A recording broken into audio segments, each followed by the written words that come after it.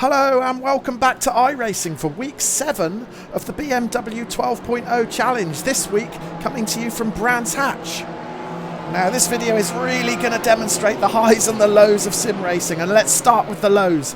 My race week got off to an absolutely disastrous start this afternoon. This is race 1. I qualified in 6th in a single split race. That was fantastic, but it went downhill quickly from there. This is turn 1 and I get taken out on the entrance to Paddock Hill Bend. Now on first glance the contact didn't look that severe, but these BMWs are so fragile in iRacing this season. It was enough to cause terminal damage and the car was undrivable. Let's take another look at it from my cockpit view as it happened, and I knew there was a car on the inside, so I gave him as much space as I could. But as you can see, he broke far too late. He was out of control. There was no way he was going to stop it, and unfortunately he took me with him. So after getting a tow back to the pits, I did rejoin the race and finished second to last. Only Joshua was behind me, but look at the damage it caused to my iRating. I lost 63 points just from that one incident. So eager to make amends, I signed up for the next race 1 hour later, and this time we put it 9th on the grid, also in a single split, and I was relieved to be on the inside line this time, so I hoped it would eliminate the risk of a similar T1 accident. So the plan was just to keep it tight, defend the line, get around safely, and we manage it. As you can just see there's a car in front with a bit of a ping issue, so I was worried about that because that can become distracting. Meanwhile, on my left, I've got a car pulling up alongside me, and although he's on the outside line around Druids, he's going to have the inside line for Graham Hill Bend, so I was fully prepared to surrender this position. But then he tries to get back on the racing line before having made the pass. It causes contact as he wipes my nose and sends him wide. But yeah, as he'd committed to the inside line to try and make the pass, I really do think he should have just held it rather than trying to get back onto the racing line. But looking ahead, and there's a massive accident in front of us, and as I drive into this huge cloud of smoke, I didn't really know what I was letting myself in for, but we weaved our way through, gained 2 positions, and now I'm up to 7th. But this is where it all goes horribly wrong. I just get a little bit distracted from the 2 cars running wide ahead, and that lapse in concentration forces me to get on the gas a little bit earlier than I should have. I lose control and crash out. Now, at the time of the accident, I thought I'd got really lucky and managed to avoid taking anyone else with me. But to my horror, when I looked at the replay, I did, in fact, collect the number 8 car as I speared back across the track and ruined his race too. So for the second race in a row, I've not even made it past 1 lap. And that, of course, means another huge iRating drop. In the space of an hour, I've seen my rating decrease by more than 120 points. But that's not important right now. What is important is the fact that I've ruined someone else's race from my own careless mistake. We're on board with Vaser, the number 8 car. He probably thought he had enough pace to get around me, but he didn't. And I feel absolutely mortified that I've caused him to crash out. So after taking a couple of hours off to think about what I'd done, I came back in the evening, and what a difference a rest makes. I've put it on my first ever pole position. Now, admittedly, by coming back to race in the evening, we're now going to benefit from having 2 splits, and because of my huge iRating drop this afternoon, I've been grouped into the lower strength of field, but nevertheless, it's putting us in a great position to battle for our first ever win in the BMW 12.0 challenge. Looking at the qualifying times, I'm reasonably confident that there's only one driver with the pace to challenge me, and that's Andrea Tronconi. He's the driver who qualified in second, 0.2 of a second behind my time. The rest of the field, they're more than half a second back, so I think this is going to be a 2-car race for the checkered flag. Now, the fact that this is my first ever pole position, combined with the disastrous outcomes of the races earlier, has left me feeling pretty nervous as the lights prepare to go green. So, can we keep our cool going into T1? Let's find out and join the live action. Oh, we've actually got away really well here, and we've got lots of space. We're going to head into T1 unchallenged. Just got to keep it steady, but the rear's coming out. I can't save it. We've got onto the grass. Oh, I've just got to try and keep it straight now and get back onto the track. Oh, we've lost loads of positions, though. That's an absolute nightmare. Oh, I can't believe I've thrown away that opportunity. I'm never going to get a better chance than that to take a clean hole shot and lead a race. I've binned it in turn 1. Yeah, I can hardly bear to watch the replay of this because it was such a ridiculous mistake to make. I was under no real pressure going into turn 1. There was no challenges directly behind me. So I didn't have to worry about defending or anything like that. All I had to do was get around Paddock Hill Bend safely, and I go and do that. Watching it back again, I think the mistake I made was just shifting down to third a little bit too early, and that's what caused the rear to step out. We're now riding on board from the car in third. As we can see, he did exactly the same thing.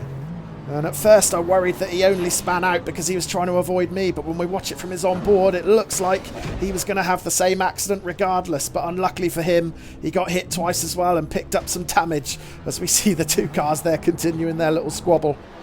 But yeah, an appalling mistake from me, and it's effectively cost me my chance of a first ever 12.0 challenge win within 10 seconds of the lights going green.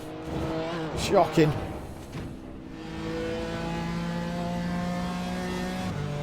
To be honest, I don't even know how many places I lost with that spin. I mean, we've got the 8th and 10th place cars in front of us now, so that doesn't bode well. We could be back down in about 9th or 10th. Although we might gain one back here, or I don't want to hit him. Which way's he going? Oh, I managed to get around. I had my heart in my mouth then. So that is one position back, but yeah, I've got no clue where we are at the moment. We'll have to wait until we cross the line. I mean, I know I've got good pace compared to a lot of these guys, but good pace is one thing. Trying to pass them safely around Brands Hatch is completely another.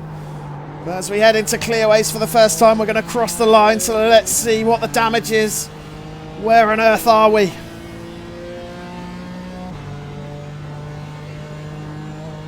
We're 5th, so that's actually not as bad as it could have been.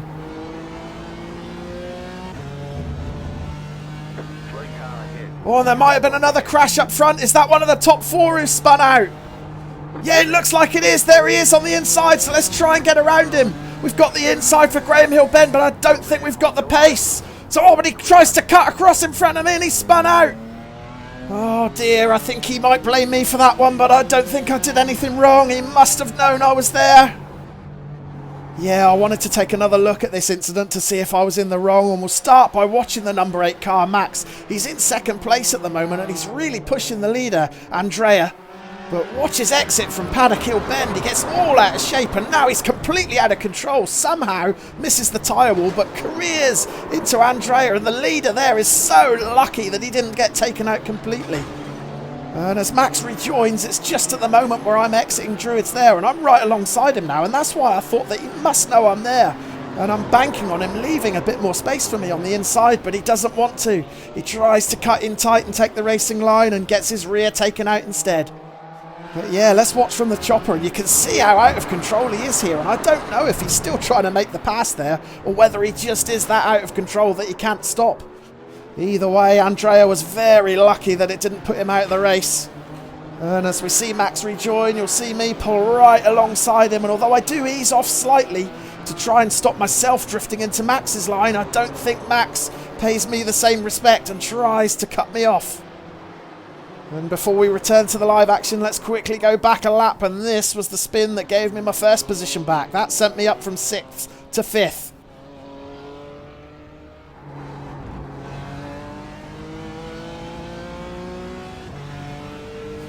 Yeah, it's a 2.5 second gap to these two guys in front now, so even if I'm lapping half a second quicker, that still means it's going to take me 5 laps to catch up to them.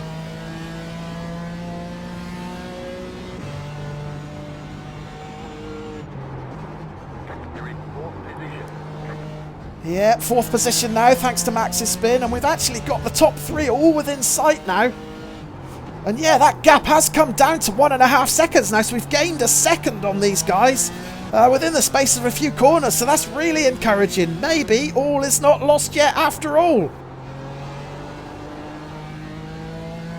Just got a little bit out of shape coming out of Graham Hill Bend there. I felt the rear start to step out again, but we held it, and it doesn't seem to have cost us too much time. 1.3 seconds is the gap to Jackson ahead. So let's keep pushing. We really are gaining on these guys, and we've got a target to chase.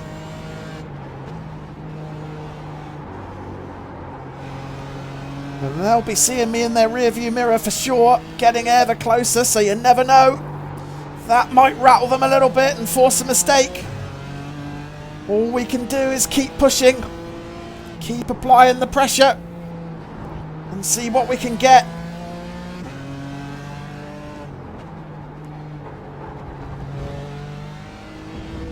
The gap is still 1.3 seconds, so I'm guessing we're faster at the start of the lap than we are at the end of it. Oh, and look, there's the mistake I was talking about. The car in seconds run wide. We're going to get the drive to get past third for sure. There might be a gap up the inside into Paddock Hill Bend, but you know what? I'm going to think better of it. That might be too rash a move. But yeah, we got third there. I'm guessing Jackson had to ease off the gas because he's worried about contacting the car in front when he ran wide. And now we've gapped Jackson already. In fact, it looks like he might have had an incident and run wide at Druids. So we've got clear air behind us. And we're right on Philippe's tail. So all of a sudden, we're pushing for second position. This is looking really encouraging now because we've definitely got the pace on Philippe.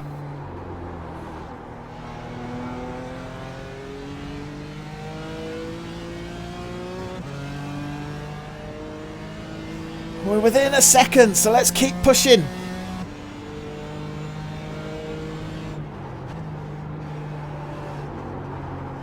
Oh, Philippe's run wide again. He's run way wide. That's got to be an opportunity for us to sneak up the inside, and it is.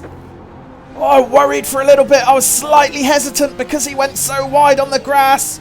I did worry that he might lose control and spear back across the track, just like I did in the previous race, but no, he managed to hold it. And that gave us a chance, and we've taken it. We're up to second, and now we're in pursuit of Andrea. So yeah, let's go back and look at the replay of the mistakes that the drivers in second and third made, and we'll start with Philippe running wide on the exit of Clearways. And actually all three cars ran wide, but it was the number 6 car of Philippe who ran wide the most, and I think that caused Jackson behind just to ease off the gas slightly. That gave me the opportunity to nip up the inside. I thought about trying to make a double pass, but that would have been too risky, so I tucked back in behind Philippe. And that decision paid off because a few corners later, Philippe ran really wide here, gets onto the gravel, somehow manages to keep it. I tried to give him as much space as I could in case he was going to lose control, but fair play for holding on to that. But yeah, it gave me second position. And I then spent the next few laps chipping away at Andrea's time, and I got that gap down to 1.2 seconds. So let's rejoin the live action with 2 laps to go.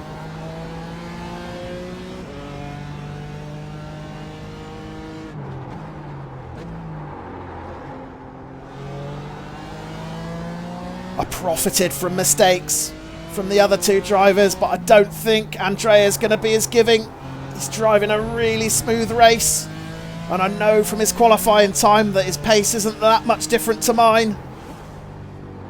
So if I am going to salvage this and get my first win, I'm going to have to pass Andrea the old-fashioned way. And I don't think that's going to be easy. But at the moment, he's just opening up that gap again. It's gone back to 1.6 seconds now. So we're running out of time to get this done.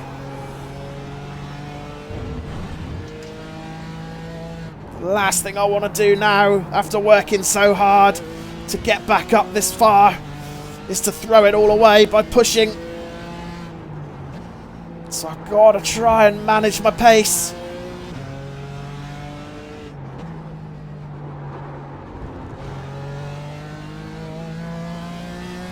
But we are back to within a second again now, so we've regained some of that time lost.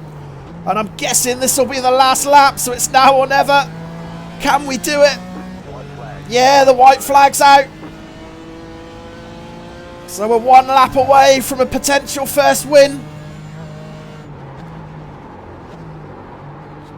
Getting closer on the entrance to Paddock Hill Bend. Can we keep the momentum on exit? 0.7 of a second now, we're gaining. Let's get Druids as tight as we can. Still 0.7. Get on the gas out of Graham Hill Bend early, a little bit untidy, but it's 0.6. We're closing.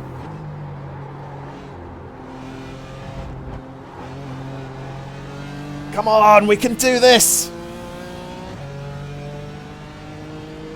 I think Andrea must have got a better exit there. He's gained a couple of tenths. We're running out of time. Half a lap to go. Is he going to run wide? No, he's not. He's holding the line perfectly. And still, but we're gaining. He's getting closer.